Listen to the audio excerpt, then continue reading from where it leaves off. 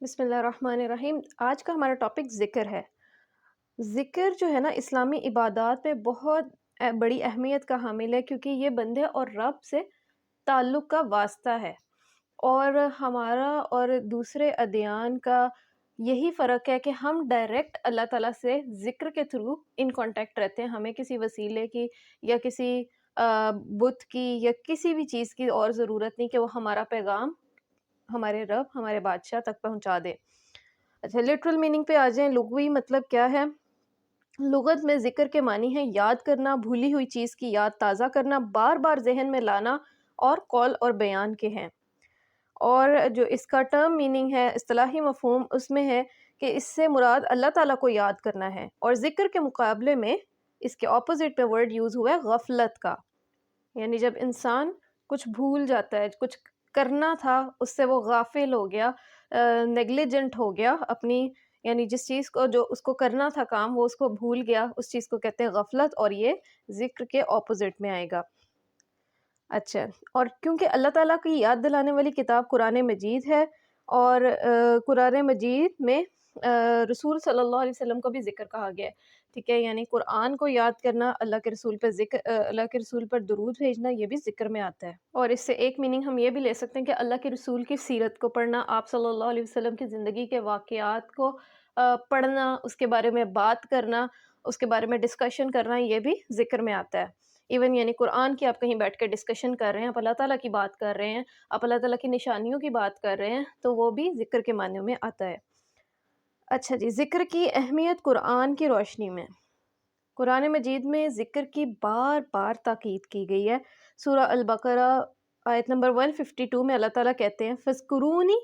اذْكُرْکُم، تم مجھے یاد کرو تو میں تمہیں یاد کروں گا۔ یعنی کتنی بڑی بات ہے کہ دنیا کا سب سے بڑا بادشاہ، پوری دنیا میں خزانے بانٹنے والا، انتہائی وی آئی پی شخصیت ہے، وہ ہمیں یاد کرے گا، اور اس کو مطلب اس کو اپنا آپ اس کے سامنے پیش کرنے کا طریقہ کیا ہے کہ ہم اس کو یاد کریں، تو وہ ہمیں یاد کرے گا۔ اور مومنین کی صفات بیان کرتے ہوئے ارشاد ہوتا ہے الذین یذکرون اللہ قیاما وقعودا وعلی جنوبہم، سورہ آل عمران 191، یعنی ایسے لوگ ہیں جو اللہ تعالیٰ کو کھڑے میں، بیٹھے میں اور لیٹے میں یاد کرتے ہیں، یعنی اٹھتے بیٹھتے ہر ٹائم ان کے دل میں، ان کی زبان پر اللہ کا ذکر ہوتا ہے۔ پھر سورہ جمعہ کی آیت نمبر 10 ہے وَاذْكُرُوا اللَّهَ كَثِيرًا لَعَلَّكُمْ تُفْلِحُونَ، اللہ کو بہت یاد کرو تاکہ تم کامیاب ہو جاؤ، کامیابی حاصل کرو۔ ہم میں سے سکسیس کے پیچھے کتنے لوگ بھاگتے ہیں، اسٹوڈنٹس تو ان کو تو ہوتا ہے کہ مارکس آ گئے یہی بہت بڑی کامیابی ہے، کسی کی جاب لگی، کسی کو اچھا روپیہ پیسہ لائف سٹائل اچھا ہو گیا، یہی بہت بڑی کامیابی ہے۔ اللہ تعالیٰ کیا کہتے ہیں کامیابی کا کیا ذریعہ ہے کہ اللہ کو یاد کرو اور تمہیں کامیابی مل جائے گی۔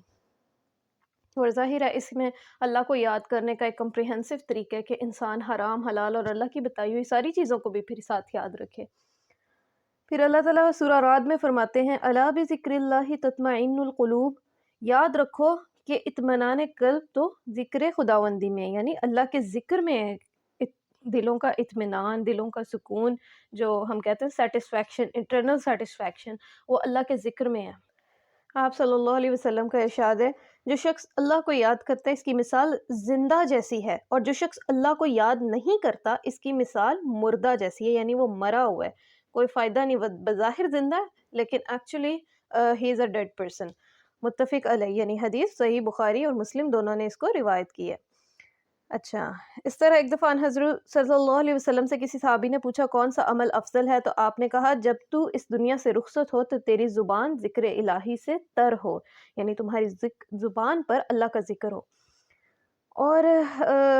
طبرانی میں ہے، بہقی میں، اہل جنت کو سب سے زیادہ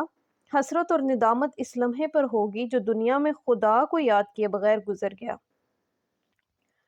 پھر ایک بار فرمایا صحابہ کو کہ جب تمہارا گزر بہشت کے باغات سے ہو، یعنی جنت کے باغات سے تمہارا ذکر ہو، تو پھل چن لیا کرو۔ صحابہ نے وضاحت چاہی کہ کیا مطلب، تو آپ صلی اللہ علیہ وسلم نے فرمایا باغات، جنت کے باغات مساجد ہیں، اور پھل چننے سے مراد ذکر الہی ہے، یعنی جب تم مسجد جاؤ تو اللہ کے ذکر سے، یعنی جنت کے پھل اکٹھے کر لو، اپنا زادرہ اکٹھا کر لو۔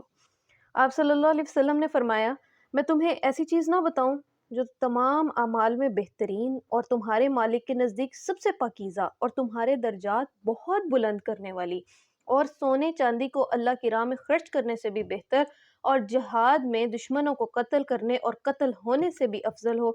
صحابہ نے فرمایا ضرور بتائیے۔ آپ صلی اللہ علیہ وسلم نے کہا اللہ کا ذکر، اور یہ حدیث ابن ماجہ میں ہے، ترمذی میں ہے اور